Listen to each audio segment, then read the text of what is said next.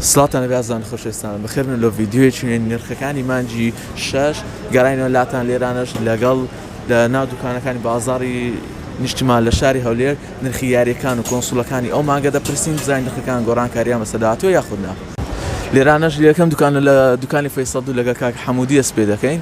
لێرانە هەروەکو دەبینن کاکە حەموودی چەند یاریێک پلەیستێشن 3 ستیلبوک و شتی جوانی لێرە داناوە لەگەڵ نیتاندۆ گیم کیوب یاریەکان ئێکسبۆکس 360 و نیتاندۆ ویشی دانایە لەگەڵ پلەیستێشن 2 ئێکسبۆکس ئۆریجیناڵە. یاری ستیمیشی داناوانی کۆمپیوتەرینە ستیمیە ئەو ئێکسبۆکس 360 ئەوانە ئێکسبۆکس ئۆریجیناڵە نۆسیان ئێکسبۆکس 360 ئەوانە هەموو ستیلبوکن ئەوانە یاری بەقوەتن کە ئەوانە لە بۆ فرۆشتنی دانەنە هەر لە بۆ جوانی داینە بەڵام شتێکی جوانی کردێ لە دوکانەکەی.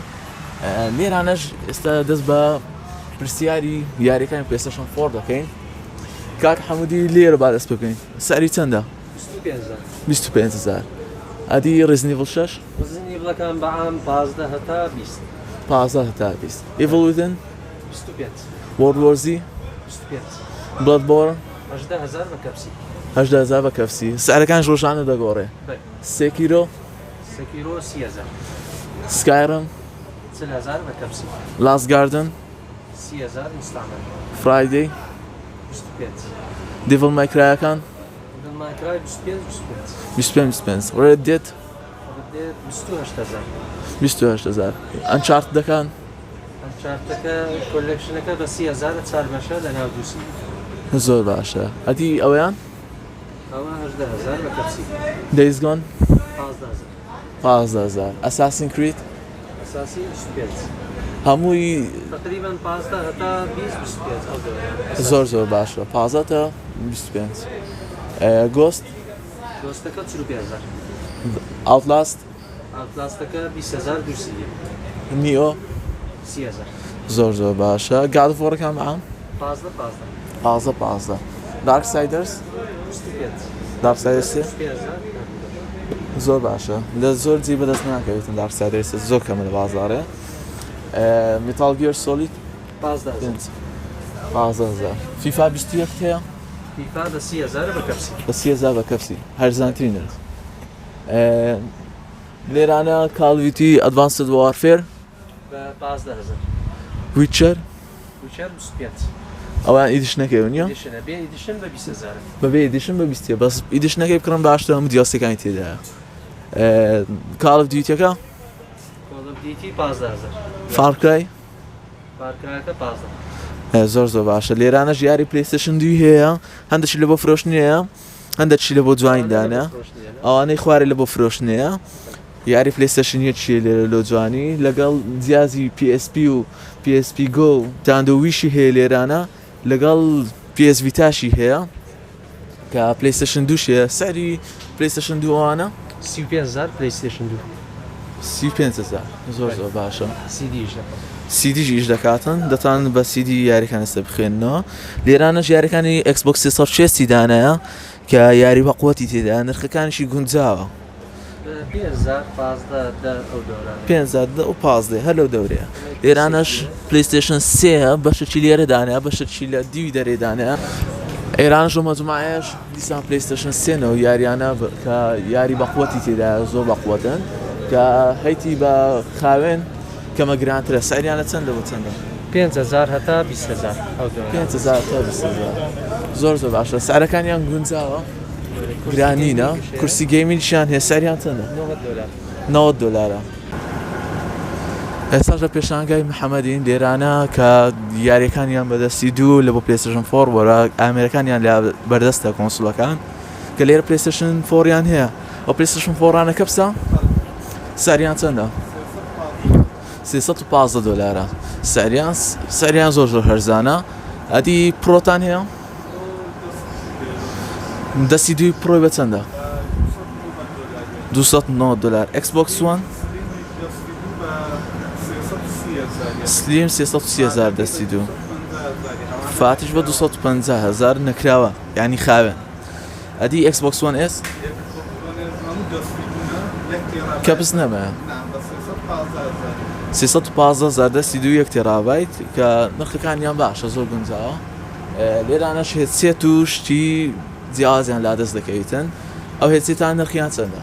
لە 15,000 دەست پێێستا ئەینێستا کۆتایی EPS5 بە 140 دلارە HyperX 80 دلار ئەلفایەکان پلاتینیۆم 100 دلارە ئۆنیکوما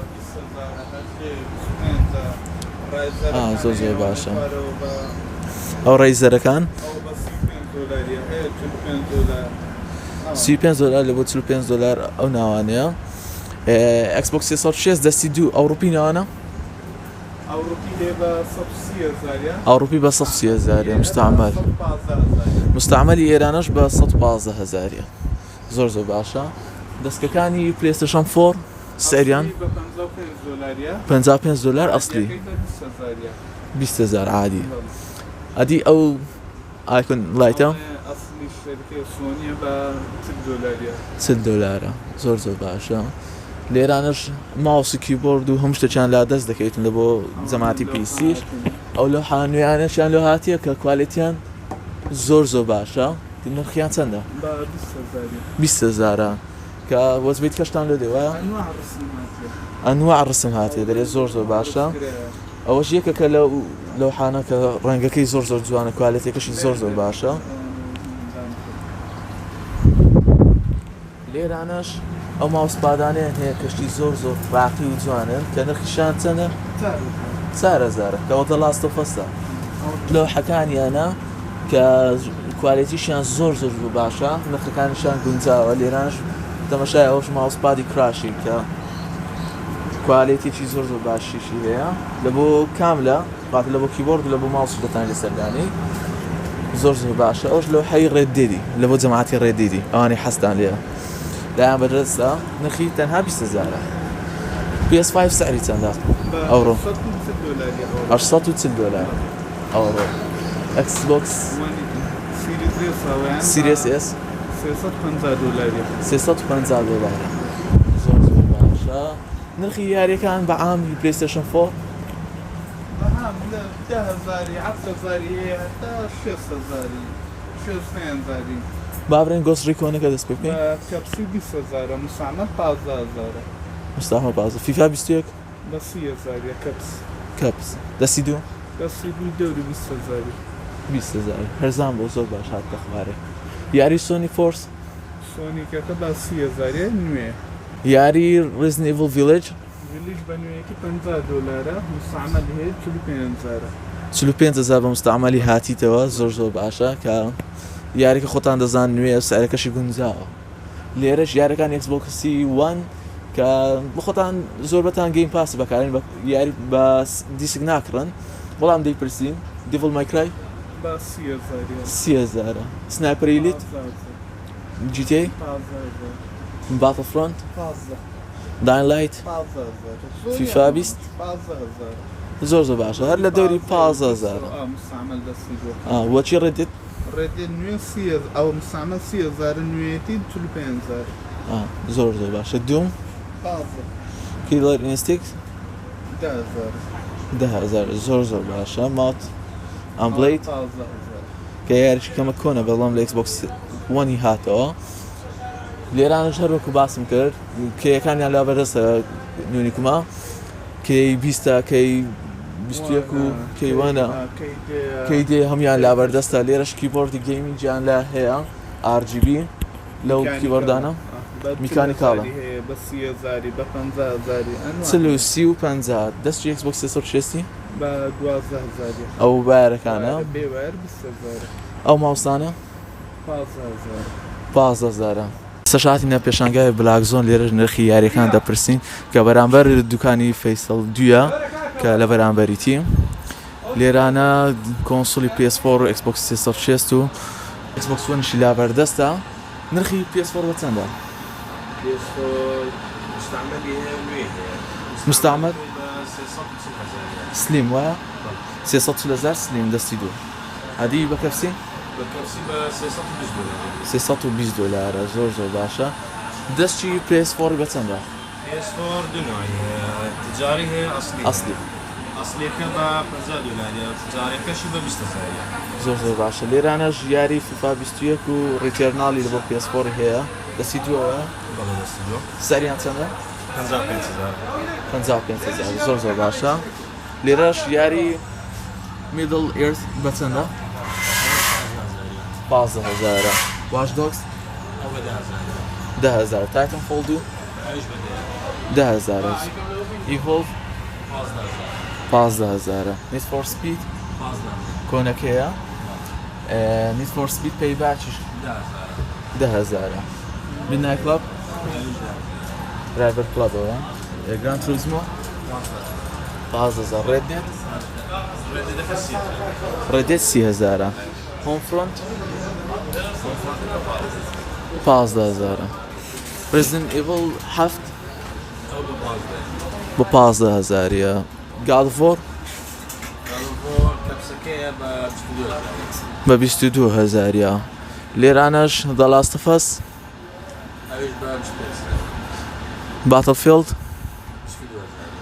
22,000 Just Cause 22,000 Assassin's Creed Syndicate 25,000 فارکرایەکەی تەنیشتی 25 تۆم رایدەرەکان ئێستاش لە شوێنی بڕواینە لەگەڵ کاک بڕوا و کاکە دانای کە خاوەنی ئێرانەنا اسماعیل بەخێر بێ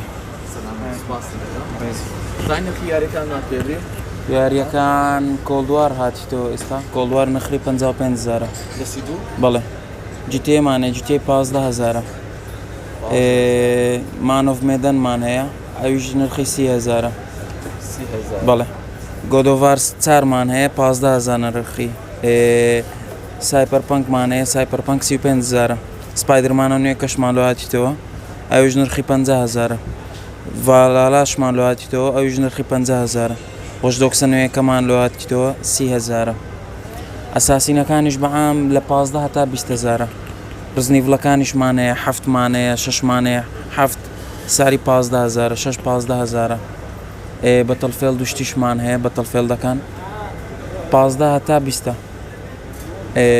سنایپەر ئیلیت 4مان هەیە ئەو نرخی 20,000 بلاکۆپس 3 و 4 ئەو 15,000 فیفاشمان فیفا عەرەبیمان هەیە ئینگلیزی هەرزان بۆ ئێستا ئینگلیزی بوویتە 30,000 بە کەپسی بەس عەرەبی بڕە گرانە عەرەبی بە 6,000 ڤالالا بە 6,000 بە کەپسی هێڵبڵەیدمان هەیە هێڵبڵەید 35,000 نارنتۆکە ئەو بە 30,000 کەپس لیتل نایتمێرسمان هەیە ئەو بەشیەکە بە 30,000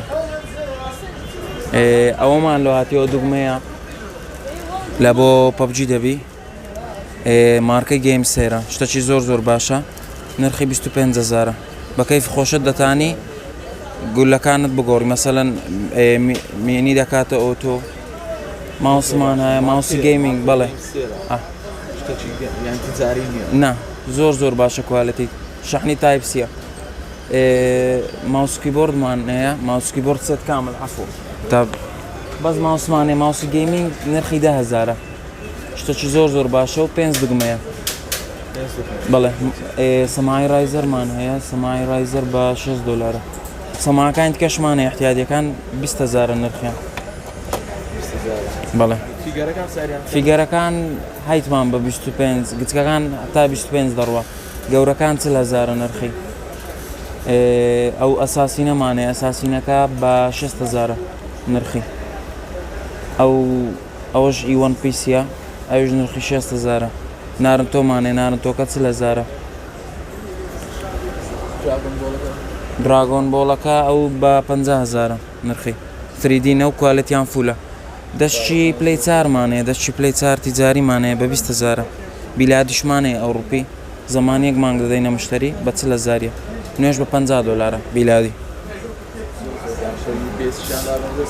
UPS-شمان هەیە UPS-ەکە گچکەکانمان هەیە و گەورەشمان هەیە گەورەکە نیو سەعات خۆی ڕادەگری لە بۆ PC دەبی و لە بۆ کۆنسۆڵیش دەبی نرخی 50 دۆلارە گچکەکانیشمان هەیە گچکەکان بە 25 دۆلارن ستاندی سەماعەمان هەیە ستاندی سەماعە ئاڕاینەن لەوەی خۆماندامان هەیە بە 10,000 باش لە پێشانگای هەژاری لێرانە سەری کۆنسڵ و یاریەکان دەپرسین دیسانەوە بێ زەحمەت PS4 بە چەندە؟ PS4 نوێ مستعمل نوێ نوێ بە 320 دۆلاری $320. PS4 دەستکەکەی بە چەندە؟ دەستکەکەی تیجاری هەیە ئێستا کە ئەوانە دەرجە دوو نەبرێ بە 25,000 بە 25,000 بیلیادیش هەیە بە $45 بیلیادی ئۆریجیناڵەکەن یا کارتۆن هێدسێتەکان دەوری چەند لۆ چەندن؟ هیچ $3 سارە ئەو جۆرانە ئێستا بە 10,000 ئەوانە زۆر ئەوان ئێستا هزار هیچ زیان لە بۆ سەڵپشتی بە 30,000 بەرەجان 30,000 ئێستا ئەوانەش 25 و 25 و 20 سعرەکانیان گونجاوە ئەکسبۆکسی 160 سعری چەندە؟ ئەکسبۆکسی 115,000 لەنگەی ئەوروپی لەنگەی ئەوروپی 115,000 زۆر هەرزانە زۆر باشە دەستی پلەیستێشن 3 10,000 ئەلوانەکانە کە تیجارینەوە ئەسلی نەمای لە بازار ئێستا شاتنێ پێشانگە کارۆ دیسانەوە کوجارانی پێشتر کە گەمەکانی ئەکسبۆکسی 160 و پلەیستێشن 2 دەستی پلەیستێشن 2 دەستی ئەکسبۆکسی 160 و کێبڵەکان و ئەکسسواراتی پلەیستێشن 2 ئەکسبۆکسی 160یان زۆربەی لا دەست دەکەویتە کە لێرانە پاتریشیان هەیە لە بۆ ئەکسبۆکسی 160 کە بە وایر و هەروە لێرانە ژیارەکانی سیگا جێنەسیس و نیتاندۆ نێسیشیان هەیە کە ئیفامیکۆمی و شێوازانەیە کە کۆپینەوانە سەریان بەڵام گونجاوە زۆر هەزانە هەروە لێرە ئەو پلەیستێشن 2 هەیە کە تێدا یاریەکانی نیتاندۆ نێسی تێدایە مایکرۆی کە تێدا دەست پێ دەکەی پێویستە ئەگەر ویستان پلەیستێشن 2کانتان بینە لێران دەتان چا دەکەن لەگەر میمۆریەکانیان هی سەیڤەکان لێرانش دە بەشی بە شێوازە و لیستانە ئێستا لێرانە ماری تێدا تاقی دەکەینەوە کە بەخۆی شتیوا لە نیە لە بۆ پلەیستێشن 2 بەڵام لەتان دادەنێن گەمە بە قوتەکانی زۆربەی تێدایە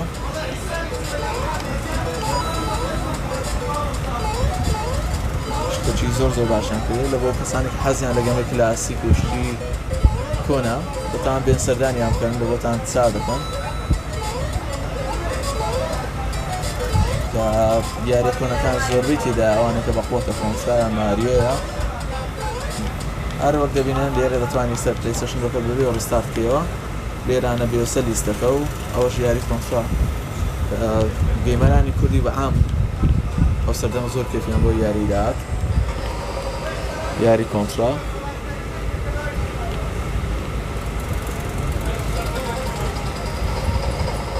زۆر جوانە دیقی زۆر جوانتر لە ئینتانێسی لەسەر پلەیستێشن 2 چووکە